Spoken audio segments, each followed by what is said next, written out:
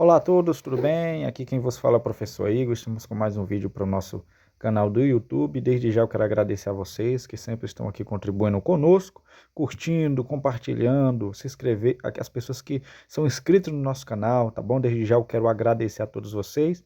E pessoal, para quem não sabe, a gente está agora com uma série de vídeos, né?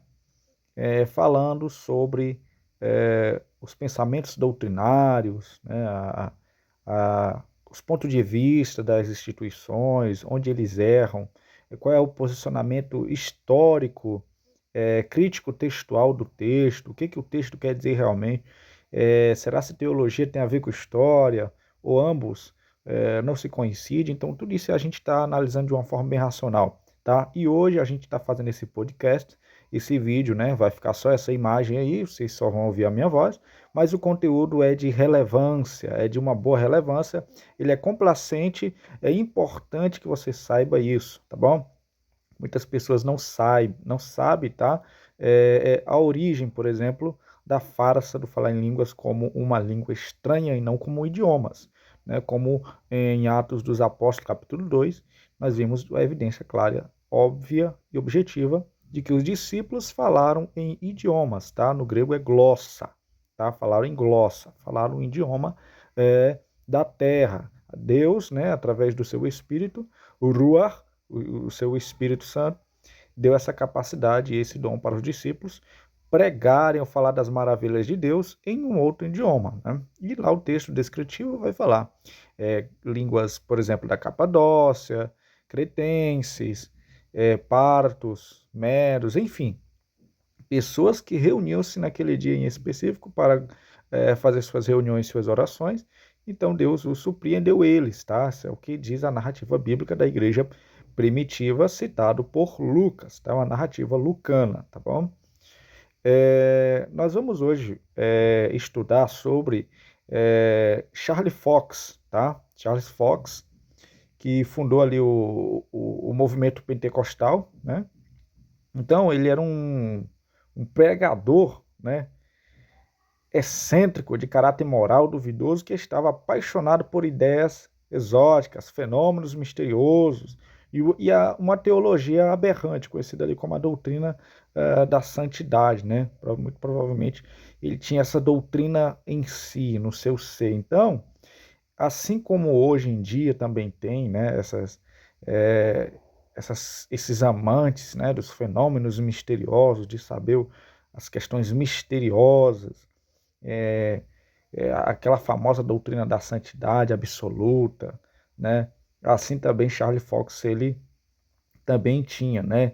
Lá em meados de 1900, o senhor Parham ele fundou ali a Bethel Bible College, né? Que é a faculdade bíblica Bethel em Topeka, no Kansas, né? Especificamente ali para treinar missionários de santidade, tá? No quesito, olha só a doutrina conhecida aí, né? A famosa teologia da santidade. Então ele funda essa faculdade, né?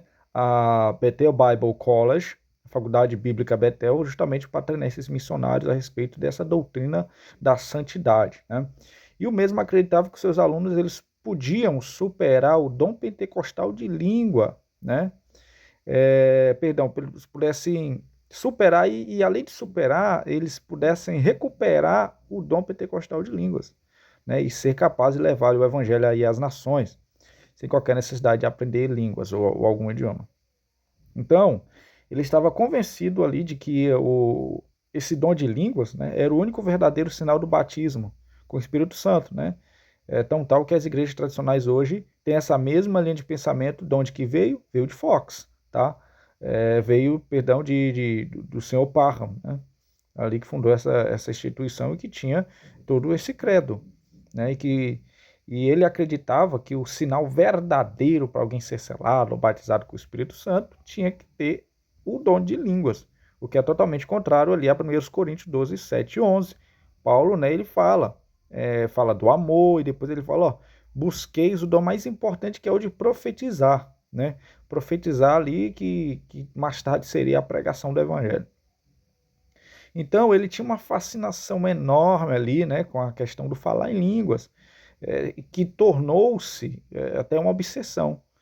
E no ano 1900, chegando ao fim, Parham ele pediu aos seus alunos que passassem vários dias em jejum. Olha a orientação que ele dá aos seus missionários, a quem estava treinando ali, né, na escolinha, vamos dizer assim, para que eles passassem, né? Talvez para acontecer o mesmo fenômeno que aconteceu em Atos, né? Jejum, oração, buscando a restauração do dom apostólico que, a princípio, os apóstolos e os discípulos receberam para aquele momento específico, tá? No dia de Ano Novo, lá em meados de 1º de janeiro de 1901, uma de suas alunas, né, Agnes Osman, começou a proferir sílabas aleatórias. Aqueles, né, que a ouviam concluiu que ela estava falando chinês, embora nenhum deles soubesse qualquer dialeto chinês. Pelo resto do dia, ela pareceu incapaz de falar inglês, né? Então, e escreveu uma espécie estilizada de rabisco, né, que Parma e seus discípulos julgaram ser chinês. Então, os alunos estavam ali convencidos de que suas orações elas haviam sido de fato respondidas e o que eles estavam testemunhando era o mesmo fenômeno milagroso lá de Atos capítulo 2. Então, tal que depois, em poucos dias, no entanto, uma mostra escrita da senhorita Osman, né, foi publicado, inclusive, um jornal da época, né, que forneceu ali uma prova objetiva de que aquelas alegações que Parham eram totalmente falsas, era um pedaço de papel coberto com hieroglíficos artificiais, brutos e indecifráveis, né, até inclusive, que claramente nada tinham em comum com aquelas caracteres chineses, na verdade, com as sílabas aleatórias que ela falou, né? A escrita da senhorita Osman também não tinha nenhuma das características de qualquer linhagem. Pelo menos até 6 meses depois de numerosos especialistas ali em linguagem ter afirmado que, inclusive, os rabiscos de Agnes Osman não tinham qualquer semelhança com a escrita chinesa, então Parasman ainda estava alimentando o jornalista com a sua própria versão altamente embelezada dos eventos, né? Então, o fracasso dele. Então, nós vemos que ali o fracasso da estratégia missionária pentecostal foi imediato e espetacular. Um artigo, inclusive publicado lá em 1909, descreveu o fiasco com essas palavras assim, olha só, abre aspas. A missionária Todd, da Sociedade Missionária da Bíblia, pessoalmente fez investigações em 3 campos de missão e entre 4 grupos de bem-intencionados, mas as pessoas se desiludiram ao passarem por países como Japão e China e Índia, com a expectativa de pregar aos nativos desse país em sua própria língua, mas não tendo em nenhuma instância sido capaz de fazê-lo. Eles precisam de intérpretes, mesmo nos assuntos mais simples e comuns da vida, fecha aspas.